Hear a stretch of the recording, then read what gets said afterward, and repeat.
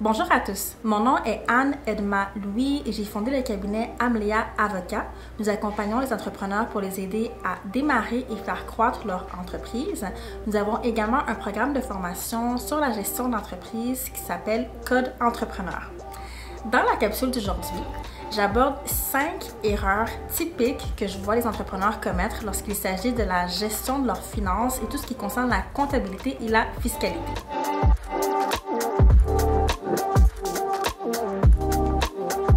La première erreur concerne la gestion des reçus et des factures.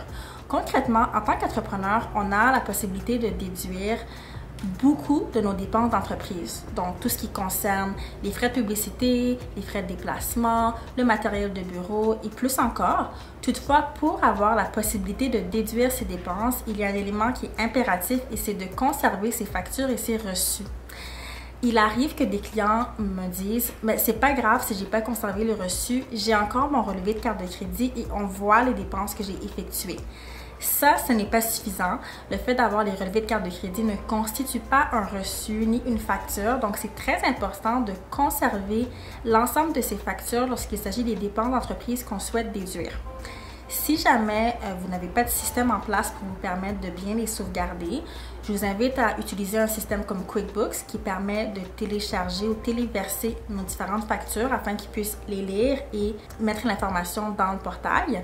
Il est aussi possible de prendre une photo simplement de votre facture, la conserver dans un Google Drive ou dans un dossier afin de pouvoir la garder pour une longue période. La chose à ne surtout pas faire, ce serait de conserver la facture dans une enveloppe, dans un document, ou du moins de conserver uniquement la copie papier parce que celle-ci s'efface avec le temps. La deuxième erreur que je remarque concerne la gestion de ses finances, de ses liquidités en prévision de la saison des impôts. Lorsque je rencontre des clients qui sont nouvellement en affaires, je leur recommande toujours d'avoir différents comptes bancaires. Donc, un compte bancaire entreprise, mais au sein de ce compte bancaire, d'avoir plusieurs sous-comptes, des comptes d'épargne, où est-ce qu'on vient finalement répartir notre flux de trésorerie. Voulant dire que lorsqu'un client vous paie pour les services que vous avez rendus, j'insiste sur le fait qu'on devrait garder une portion de ses revenus dans un compte dédié aux impôts qu'on aura à payer plus tard.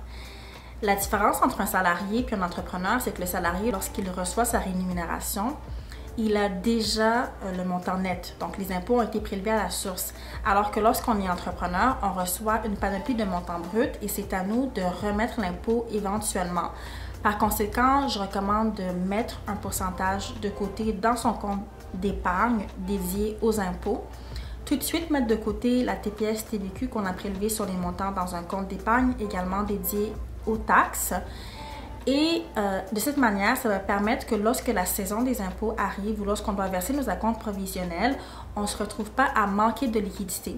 Le fait de garder l'ensemble des revenus perçus dans un seul compte bancaire fait en sorte qu'on a cette illusion d'avoir énormément de liquidité alors qu'une partie d'entre elles ne nous appartient pas.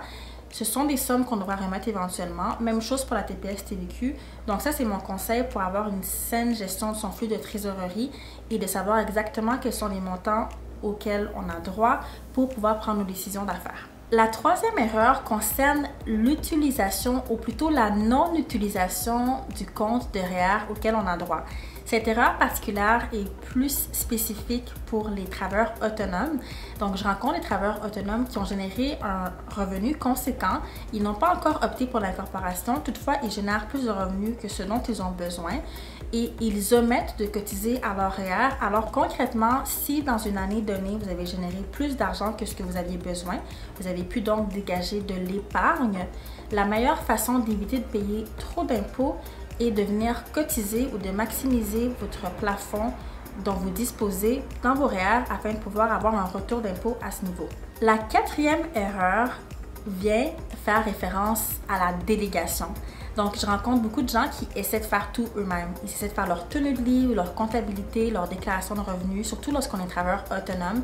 Toutefois, je recommande fortement de faire appel à un comptable, même si vous avez l'impression que c'est très simple.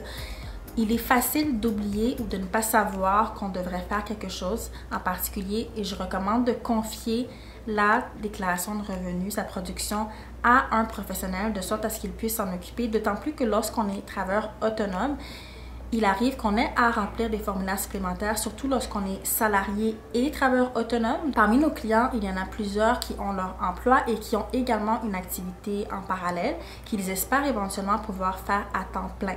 Ça vient faire en sorte qu'on doit produire sa déclaration de revenus en tant que salarié, mais ajouter nos revenus également qu'on a déclarés comme travailleur autonome. Et pour ces raisons, je recommande fortement de faire appel à un professionnel pour être sûr de ne rien oublier.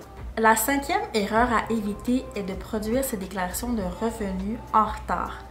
Et non seulement les déclarations de revenus, mais également les déclarations de TPS-TVQ. Et si on a des employés ou si on est salarié de son entreprise incorporée, de produire les déclarations de déduction à la source en retard. Les pénalités qu'on a à payer lorsqu'on produit nos déclarations en retard auraient pu être évitées et je dis toujours à mes clients, ces pénalités, ce sont des montants que vous auriez pu utiliser pour autre chose. Que ce soit de petits montants ou de plus gros montants, ça aurait pu ne pas survenir. Donc pour ces raisons, il faut s'y prendre d'avance et ça revient au point numéro 4, l'erreur précédente. Si vous avez besoin d'aide parce que vous êtes débordé, alors confiez la tâche à un comptable qui pourra vous aider à produire vos déclarations à temps. Donc ça se termine pour ma capsule sur les erreurs à éviter. Si vous avez trouvé cette capsule pertinente, je vous invite à découvrir nos autres ressources en allant dans le lien dans la description. Merci et on se revoit dans la prochaine vidéo.